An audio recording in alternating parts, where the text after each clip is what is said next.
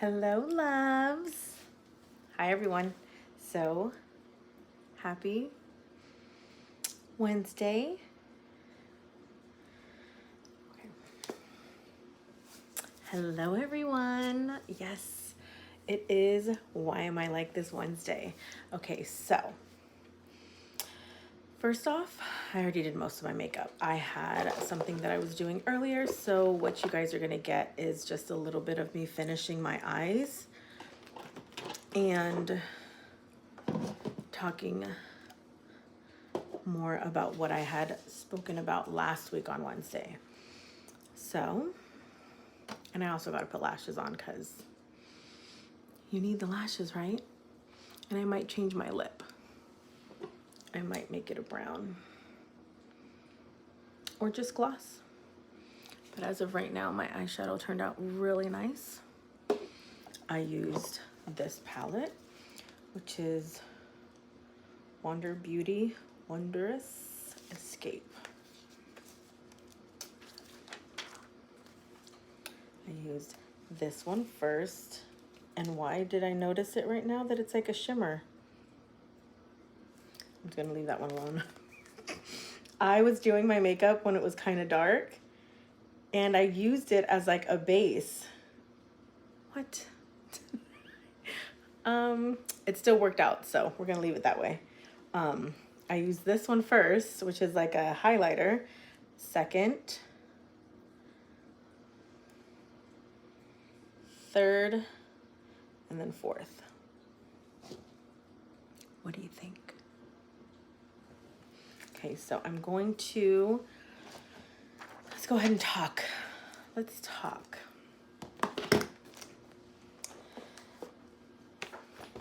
Forgiveness. Who do you forgive? How do you figure out if you want to forgive? And do you strongly believe that forgiveness is for your healing more than theirs? Let's get to it. Me, personally, I've had a lot of people hurt me. A lot. When I say a lot, I mean on my mother's side of the family, I want to say all but about 6 or 7, and there's like over 20 of them, closer to 30, have hurt me. Not just a small jab, not just something that's forgivable, something that's like you forgave them.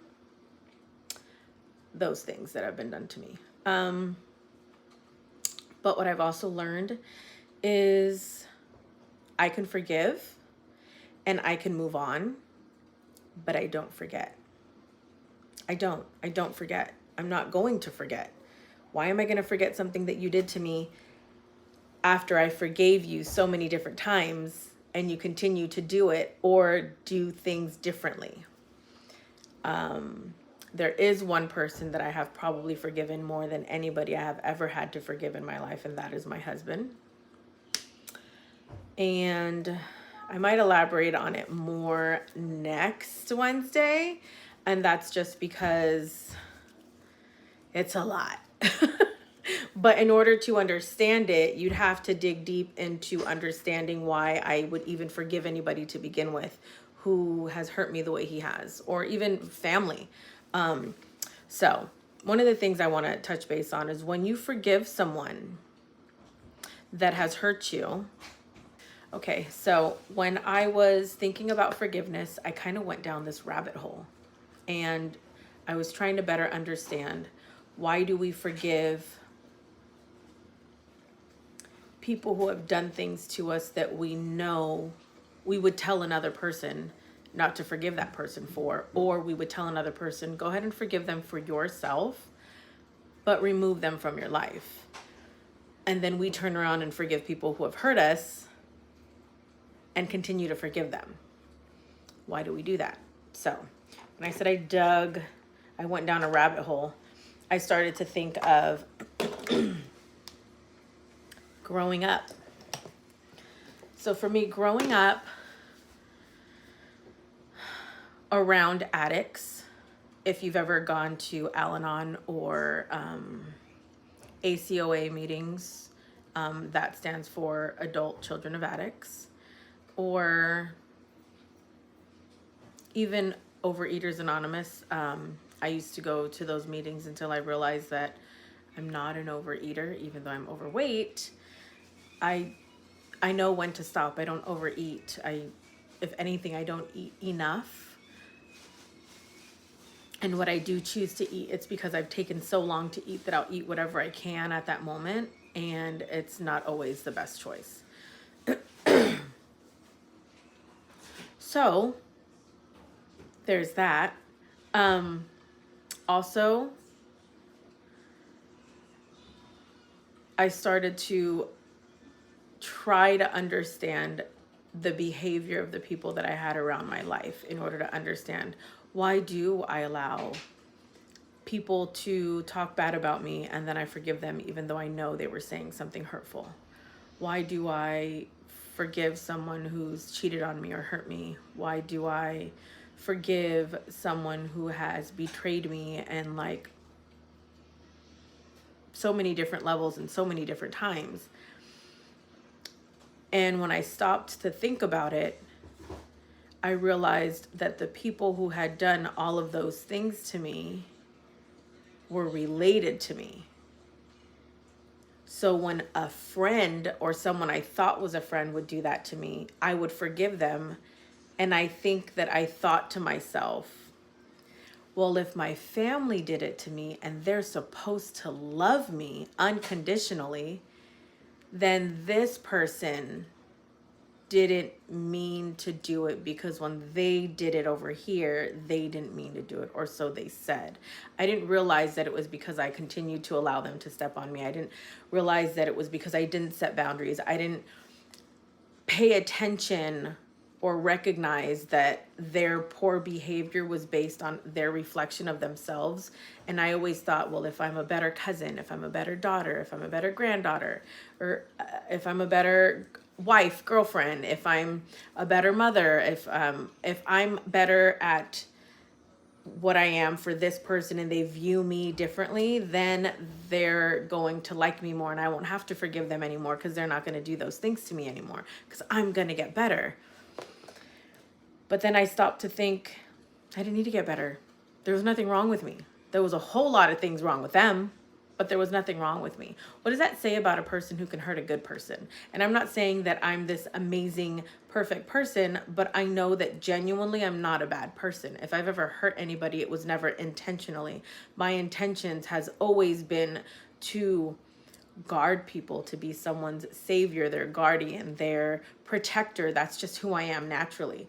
So when people that I did all of that for would hurt me, I would sit there and I was so hurt and so confused, and I couldn't make sense out of it, because I knew that that's something I couldn't do to another person. So when it was done to me, I was always just left in my feelings, but also so confused. And I started to see the pattern that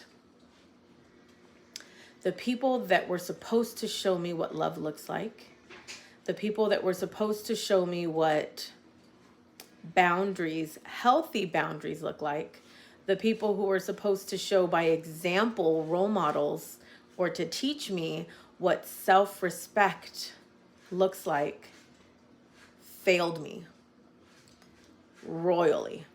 Not just a little, royally.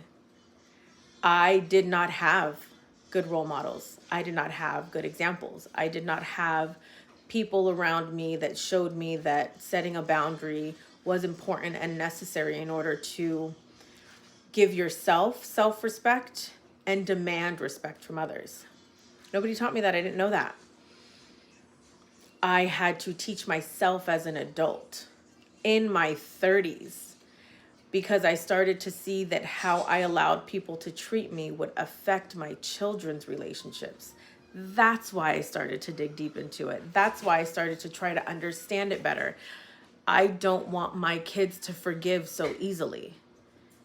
But how do I tell my kids not to do that when all they've seen is me forgive people who have hurt me, because my kids have seen me cry. My kids have seen me hurt, and they've seen me sit there in silence, but they're able to feel my energy and know that something's wrong. So much so that I have created 3 children who are now hypersensitive to emotions around them. And they sometimes think that they're the problem. And I didn't realize that that's how I grew up. If my mom was coming down off of her drugs, if my grandmother was fed up and exhausted from doing things for her children, if my grandfather was fed up with my grandmother because she was doing things for her kids, whatever it was, I became hypersensitive to everyone's emotions around me, and I didn't know if I was the cause of it. So I was constantly paying attention to how everyone was feeling, and I was sensitive to energy, and I constantly thought that I was the problem, and if I wasn't, I could fix it. And that's another reason why whenever anyone would hurt me or do something to hurt me, I would be so shocked, because I thought to myself, well, when you were sad and something was going on with you, I tried to make you happy, and you're trying to hurt me. But I didn't stop to think, and this is not an excuse for their behavior.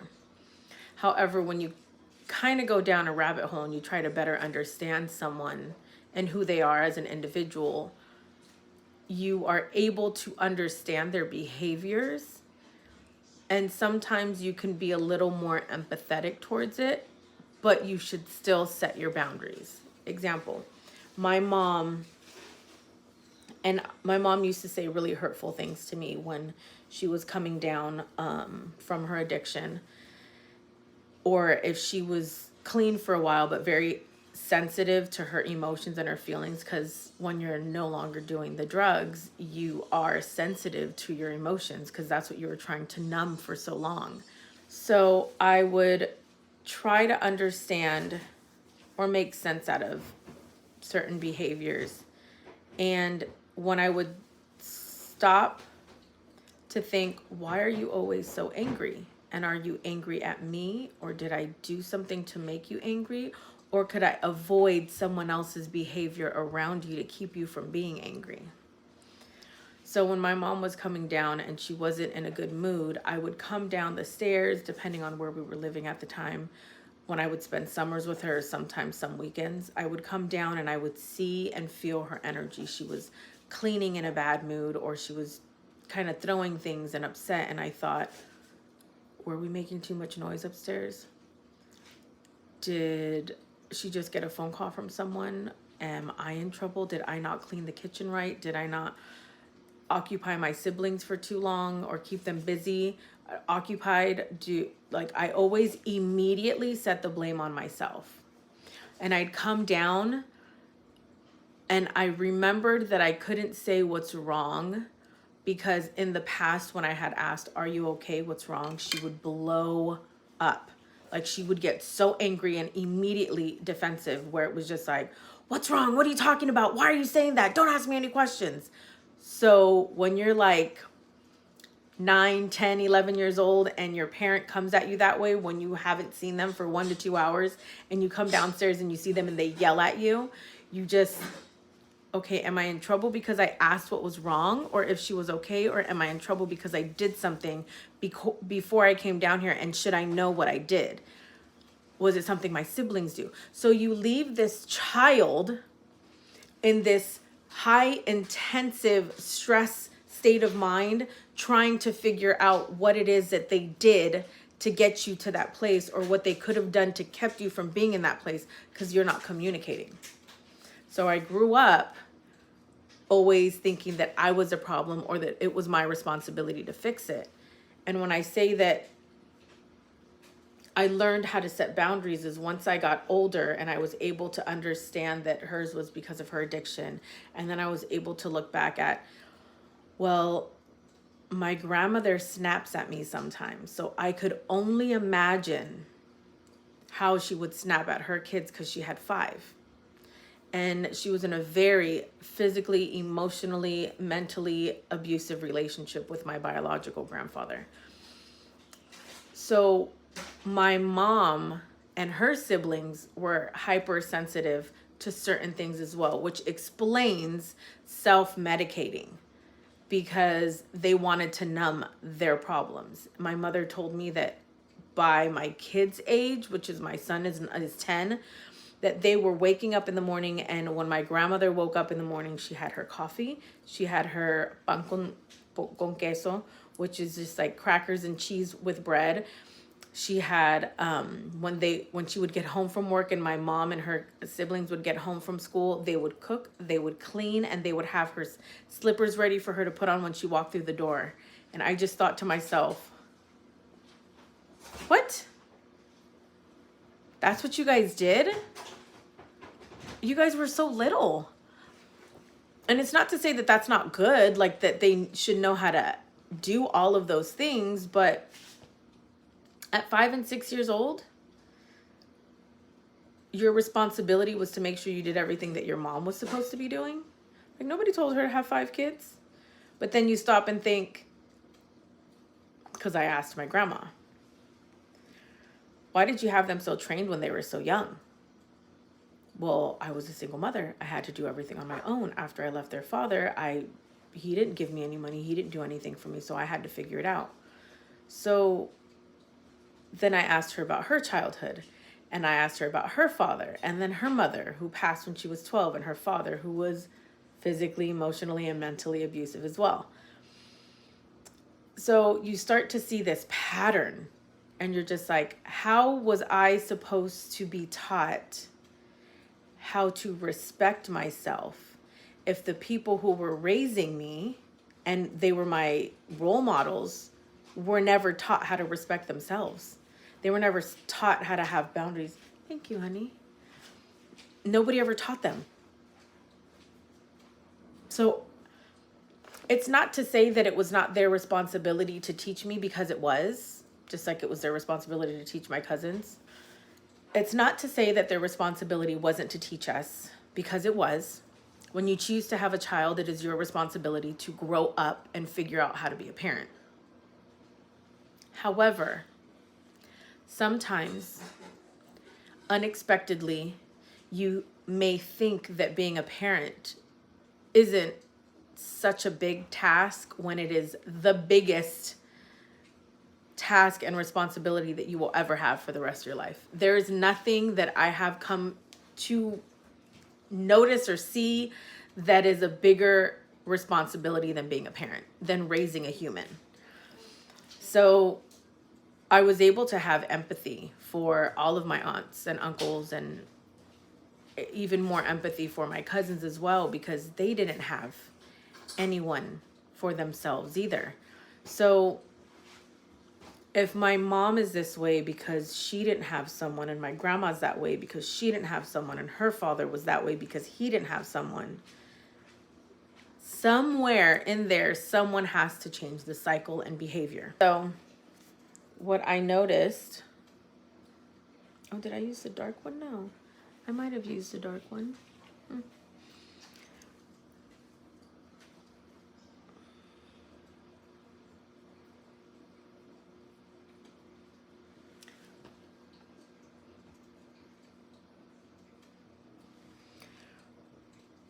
What I was able to notice, that someone has to break the cycle. And I was going to do it, even if that meant just for myself and my family. So I thought to myself, I remember before having kids, it was so important to me. And I think everyone who has had a pretty traumatic childhood thinks about this, where you think to yourself, I am going to do the exact opposite that you did for me when you raised me. I'm going to make sure that my kids are better off. So I thought. I somehow screwed my kids up in a different way, but I did. Not proud of it for sure, but I am definitely giving them the tools that I wasn't given at this age after screwing someone up. They go to therapy. and we talk and we communicate and we try to understand each other. And I think I got something in my eye. I want to use this blue. Like, I feel like this blue right here will look so pretty. Let's do it.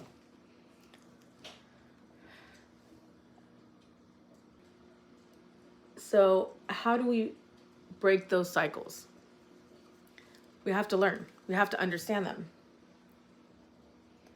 So that's why I said I went down this rabbit hole on forgiveness, because I needed to understand, why is it so easy to put myself to the side and allow people to mistreat me continuously, like over and over again? Like, why? Why? Like, it shouldn't be that easy to let someone step on you. But when you're raised with boundaries and self-respect, oh, that looks pretty. Then you're able to stop and see, like, I've gotten to a point where now, if someone passes that boundary, I'm like, yeah, no, we're not going to do that. Whereas me before, I just let people walk all over me. All over me.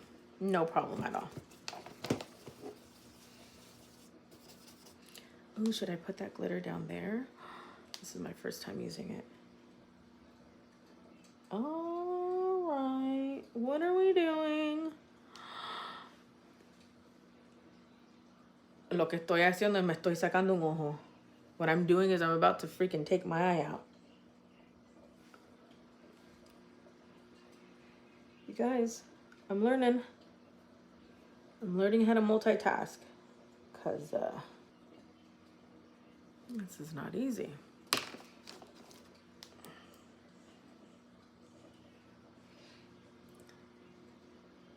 My goal in life at a certain point was to break the cycle. Now, what I wanted was to bring my relatives with me. My cousins, my aunts, my uncles. I wanted to be able to have us all heal together and think, like, how amazing would we be? Because we were all pretty cool. And I don't mean cool like popular. I mean, we all wanted the same things. I'd like to think that we all enjoyed our family gatherings and when we were around each other. But I mean, my cousins are guilty of the same thing. We forgave people, mainly our parents, for continuously doing things to us. But even when we became adults, and I think that's where you start to see that unhealthy pattern, because I'm an adult. I'm an adult now. And as an adult, I have the right to set boundaries. But let's be real. When you're Hispanic, you don't got a right to shit as long as your parents are alive. And even once they're not, you still got to respect your aunts and uncles, because how dare you? But then I stopped to think to myself, what do you mean, how dare I? How dare you? How dare you cross my boundary? How dare you not even know what a boundary looks like? Because you know damn well you wouldn't let anybody do that to you. But it's okay to do it to me or your kids or anybody else. That was the behavior that drove me nuts the most in my family. And I think it's a thing that, like, it's in Hispanic culture. My mom did something that bothered me one time. And when I was learning how to set my boundaries, I said no. I literally said no. I said, we're not going to do that. And then I thought to myself, because let me tell you, when you're Hispanic, great. When you're Hispanic and you set your boundaries for the first time, you feel like you're going to throw up. Like, I'm serious. You genuinely feel like, I am sick to my stomach. I'm going to throw up right now. Because that's a different kind of scared shitless. Like, and if you know, you know. And I don't want to say only Hispanic. families. I'm sure all families have that form of fear and toxic behavior. We do. It's sad. It's horrible. It's unhealthy, but we have it. It's there. So you grow up and you start to set boundaries. Boundaries that you are not used to setting. Found it. And you do that. And like I said, the first time you do it, you're scared shitless. But see, it just depends on their reaction to it too. Like my mom, when I set my boundary with her the first time, she blew up. Like blew up. And I just looked at her and I said, I'm taking you home. I'm not going to allow you to talk to me this way. And I kind of just got this feeling of confidence that I had never had before. And if I'm being honest, I had no idea what to do with. Like I didn't know how to maneuver setting boundaries. Boundaries? What does that look like? Oh, like what I just did? Ooh. Okay, so when you get here, what do you do after? I said, when I dropped her off, I am not going to answer your phone calls. Please do not call me. I want nothing to do with you. Of course, we can all deal with things differently. But I was kind of like at my wit's end, and I'd like to think that most of you who are watching this feel that way about someone, a cousin, a best friend, a sister, a brother, an aunt, and uncle. You just get to that point. And I was there. And I did not care. I was so fed up with her hurting me the way she did. I did not care if at that moment if I ever spoke to her again for the rest of my life. And I remember going to my therapist, and when I tell you, I felt so good about standing up for myself.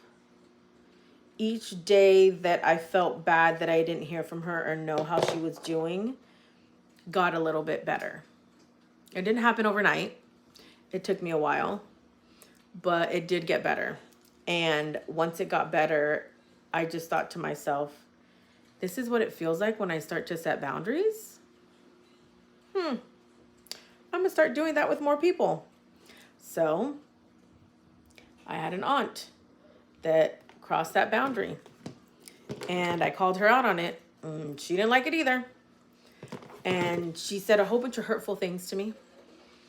And then I respectfully responded with, it's really sad that you feel that way. And I'm really hurt that you're my aunt. And you're the adult who has always been the adult since I've been a child, who has always felt this way towards me. So I'm sorry that you need to work on yourself. I will pray for you. And I'm removing you from my life. Both of them. After time passed, messaged me in every way they thought they could, but I blocked them on everything. That was another thing that I was able to do. Like, I had to tell myself, you do know if you're blocking this person, you're not going to know if there's like some form of emergency. And now for one, I didn't really care too much about my aunt, because I figured if something like emergency wise happened to her, one of her kids would call me. Because I talk to them. I only talk to one of them, but I do talk to them. So I figured if there was ever an emergency, that cousin that I talked to is mature enough to where she would tell me. I'm okay with that. And then as for my mother, I knew my grandmother and my grandfather would call me, or even one of my cousins would call me to tell me if there's something going on with my mom.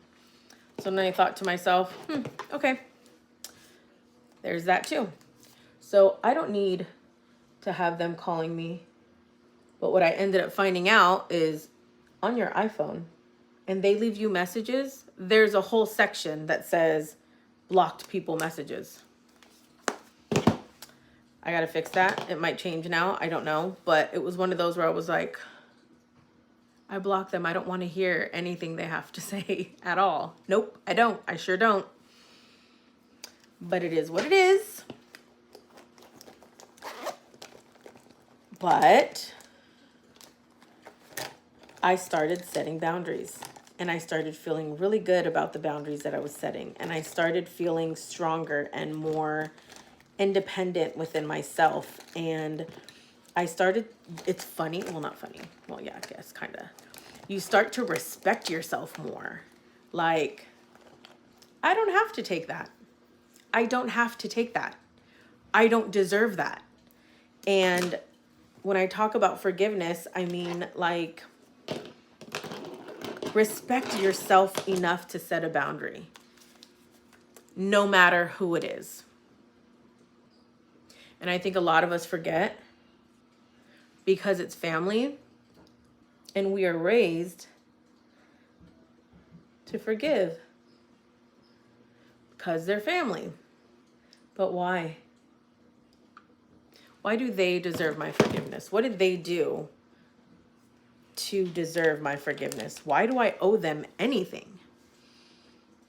They don't owe me anything. I don't owe them anything. If anything, they owe me an apology, but you know, when you're related to those people, they don't think they owe you a damn thing. So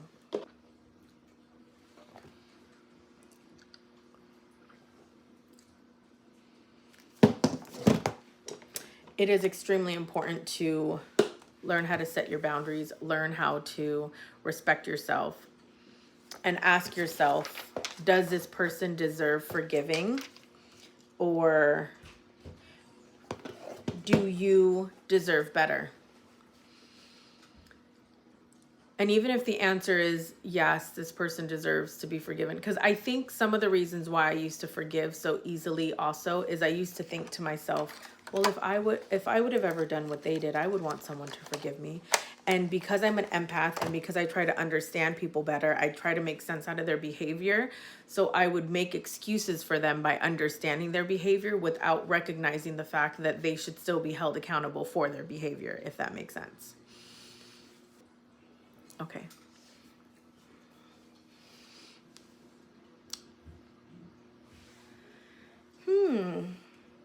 I like it.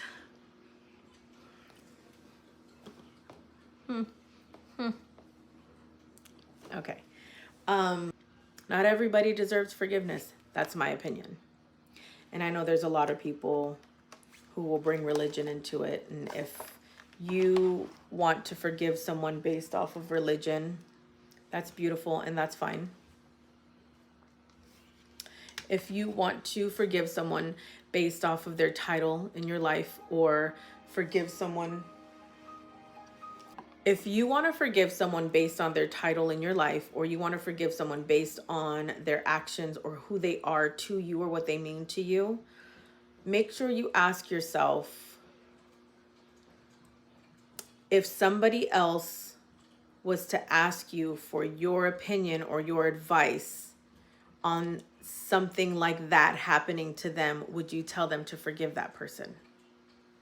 And that's what I've had to start doing for so many different things in my life. When I tell myself, what advice would you give to another person about, like, when I'm really hard on myself for not fully cleaning the house, or I didn't finish the laundry, I didn't do something. Okay, I'm hard on myself and I don't allow myself to give myself excuses. But then at the same time, if a friend called me overwhelmed and overstimulated, I would tell them, hey, you do so much all the time. Take a break. It's okay.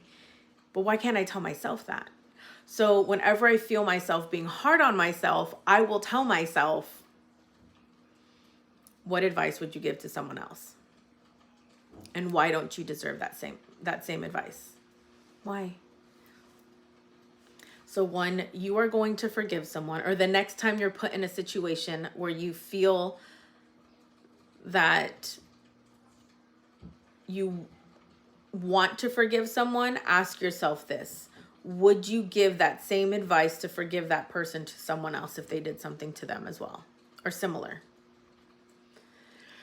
And if the answer is no, then it's no for you. Don't allow people to walk all over you.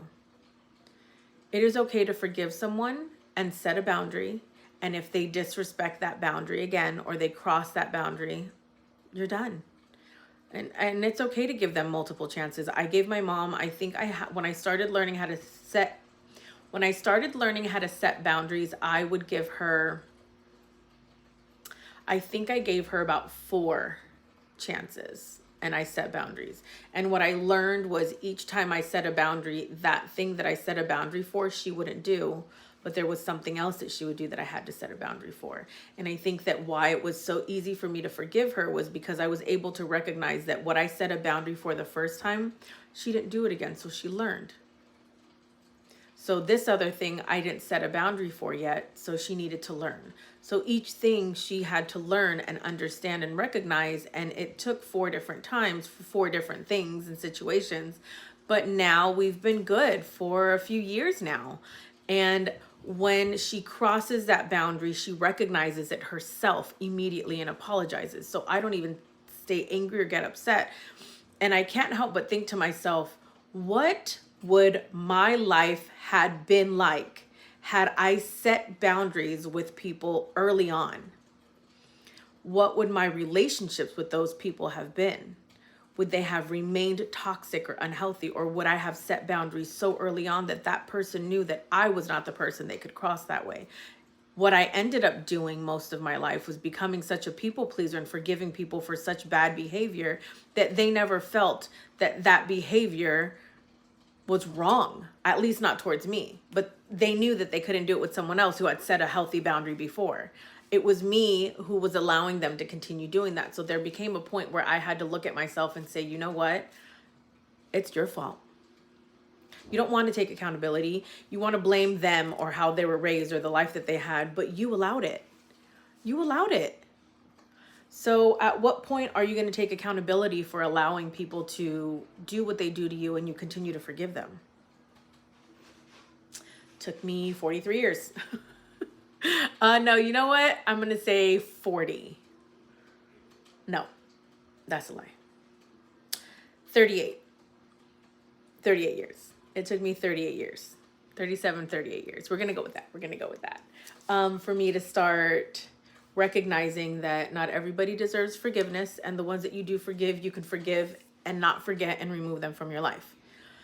So everyone who has hurt me or done something to me, genuinely, I will say right now, I still wish them the best and hope that everything comes to them that they deserve or that they want, even if it's karma. But I don't wish bad on them. I don't wish bad on them at all.